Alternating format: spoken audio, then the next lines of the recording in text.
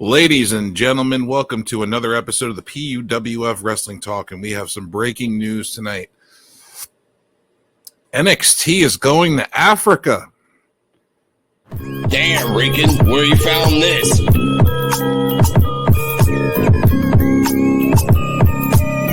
P.U.W.F exclusive.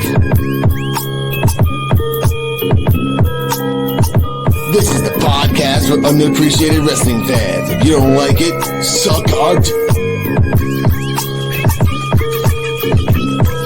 D-Walk, Joe BNCO, and the Invisible Man.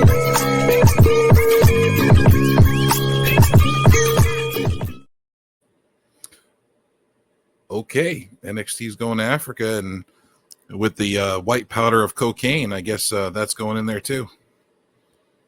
Cocaine! C-O-K-A-N-E for YouTubers out there before they warn us. Welcome, ladies and gentlemen, to the P.U.W.F podcast for underappreciated wrestling fans. I just found out that the guy that's the fastest talker in the world was in the 90s. Shout out to you. Micro Machines guy. Yeah, he was also in Saved by the Bell when he gave everyone the final test. That to this day, until I found out who he was, I knew who he was, but I didn't put two and two together. And then I saw that, I'm like, motherfucker, you're a monster. Like, how the hell you think everyone's gonna listen and remember all that? I'm like, you know what? But either way, they all passed. Welcome. How was your week of wrestling, Mr. Joe BNCO? Thank you for that. Before we get to the exclusive, let's say hi. Let's say hi to everybody. Hello. The wrestling's been good this week. Mr. D-Walk. Everything's been beautiful. All right. Let's get to the naughty. Now, apparently, and I'm not misspelling this by saying this exactly, but Wessel votes bring this exclusive. And I'm going to show the picture before everyone thinks I'm crazy. This is an actual picture from an actual quote. Shout out to Joe BNCO for finding this. Now, I think I can get it. I got to kind of look away. Here we go. Now, as you can see here, Wessel votes breaking. Triple H just announced the NXT Africa, the first of NXT expansions. This will feature everything else with SGW wrestling via WWE. And then you see this, which is kind of like, yeah. Now, Analyst Joe, your thoughts on this? I mean, it could be photoshopped. It could be a mock. Yeah. But at the same time, with all the bad press he's been getting with the African American community, I wouldn't surprise me. Now, Mr. D-Walk, how do you feel about this? This better be a goddamn joke. This better be a goddamn joke. You better not be serious. There better be at least one wrestler out there in NXT Africa that is Shaka Zulu. Oh, damn it. I'm so far away. I was literally getting comfortable in my fucking couch, and you had to go down to that route. I gotcha. Daddy, chill. What the hell? All right. Now, thanks for the. Now, I'm going to say my thoughts on this. If this is true, which would kind of make a weird, ironic sense that why Obafemi's not on TV, but if this was true, which I don't think this is true, because if anyone made a symbol like that, they would get fired on the spot after making that symbol. Let's just say it like that. That looks wrong on so many aspects. Are we going to get Apollo? Yeah. Are we going to get Apollo Crews with his African gimmick back with Obafemi as the wild Africans? D-Walk, I'm sorry to say, man, but that was his own. He could have said no. He could have said no on that, but he didn't. And historical fact on that, at the same time he was doing that, Bob meets Abishola was out. So it was, and Abishola is Nigerian, and there was a very, famous thing that was happening. I'm not making this up. I actually watched the whole season. I kind of regret it because she turned him into a simp. But the 90s had SIMP respectfully. In the 90s, they had a shot. They had in the 90s they had Shaka Zulu characters, and Kamala was one of them. Yeah. Yeah. God damn it. Yeah, I have a lot of questions. Number one, how dare you? I know this is P.W.F. You get your time to shine. You can wait till after I leave to go into political pussy talk, but I'm not gonna get into that shit. The wild Nigerians, Farouk are they going to too. bring those in? And Farouk too. The Nigerian Nightmares? They're a real tag team, by the way. Yeah. I know. That's why I'm not. I was about to press the button, but I was like, you know what?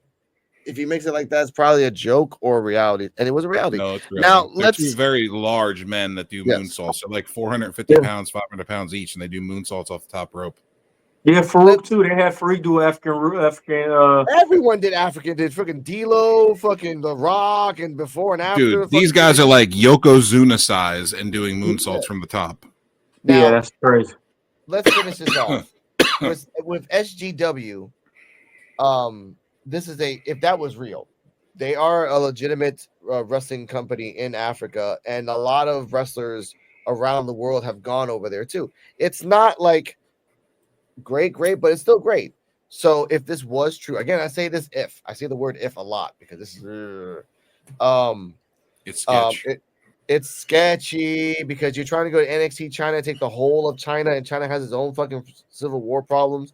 Then you go to Africa, and then in Africa you have people in the Congo dying of fucking mining and everything else. Like you got a lot of things happening in Africa, and you just can't say the whole of Africa is NXT Africa. Like you can't say that, bro. Like what the fuck's next? NXT Fiji, where you're just gonna get random islands and just say I'm gonna put an NXT ring there? Like what the fuck are we doing here? Are we doing Mortal Kombat Street Fighter World elements here? NXT Filipino Islands. We're gonna do NXT North Korea. NXT Mount Vesuvius. I mean NXT the Great Barrier Reef.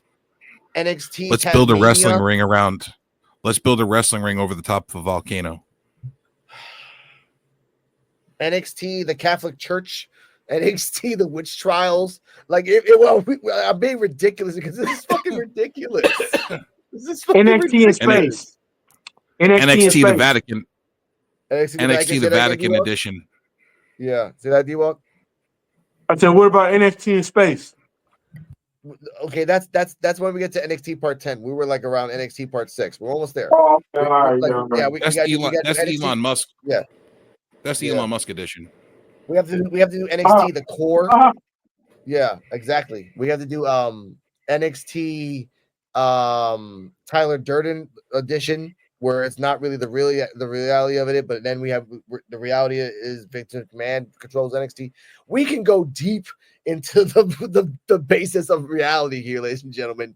But the fact that if they ever did that again, if this is real, shut your fucking mouth, Triple H and NXT. Know your role, stay in your lane, and stop trying to go around the world, which is a good idea in thought. But NXT Africa, NXT China, I mean, not now. Not now. We got a lot of problems happening, civil war and everything else, and mining. Well, they shut NXT UK down. They were supposed to revamp it and have it in NXT Europe. Yeah. And that's their fault. They're just fucking stupid. And that doesn't really work for them, honestly. But that leads me to believe that this was an audible called because of negative press. Of course. I mean, you don't have to go to Africa to make NXT Africa. How about you go to NXT Spain? There's a lot of Spanish wrestlers there that would love to take a brand, and they all look like fucking models from the fucking Geordie Shore, not Jersey, Geordie, where they're all just fucking super ripped. All the girls have super big boobs, but they can punch like bulls. They could pull a lot of talent. They could pull a lot of talent out of South Africa, though, because of course, Justin Gabriel came from South Africa. Of course, Sami Zayn went over there to South Africa. Yeah, Justin Gabriel is one of the original NXT members, one of the Nexus members.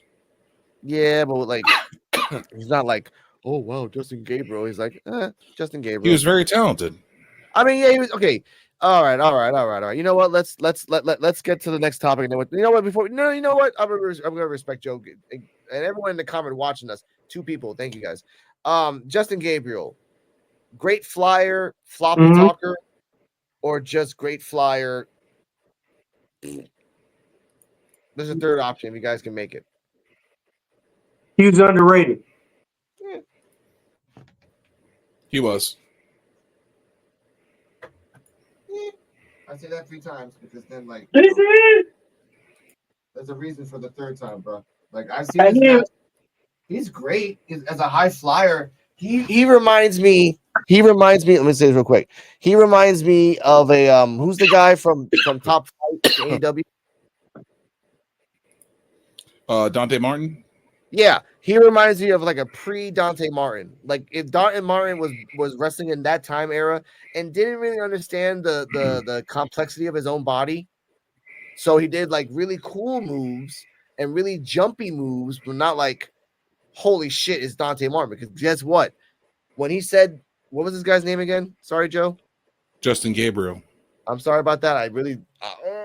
But with Dante Martin, I remember Dante Martin because Dante Martin has done a couple high flying things that surprised us at his early age. Right now, he's all weird.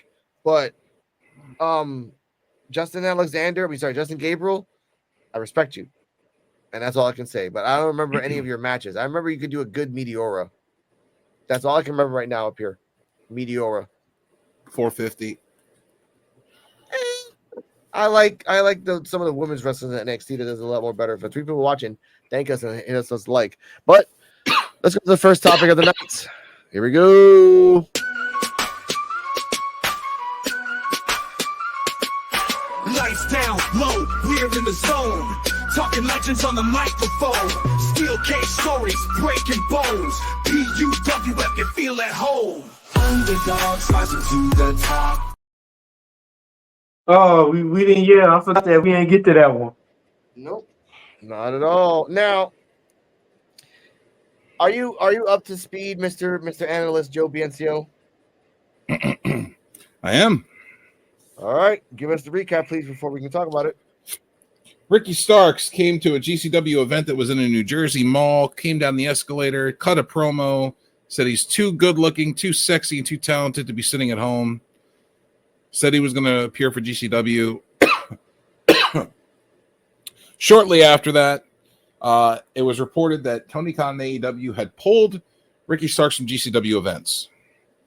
Further information came out that Effie, a big, actually a star talent for GCW, was talking shit about Shad Khan and Tony Khan and the AEW promotion. Okay. Which it gave context to why Ricky Starks was pulled from those events. He's still allowed to do indie events, just not for GCW.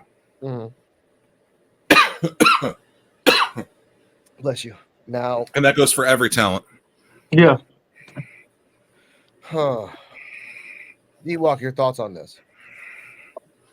Sometimes you got to shut your fucking mouth. That's what I believe. You got to shut your fucking mouth sometimes and motherfucking mind your business. That's what you got to do. Effie got people in. Effie fucked up and said the wrong things, and he fucked over his company that he works for in the process. Yes. Technically, that's a fireable offense.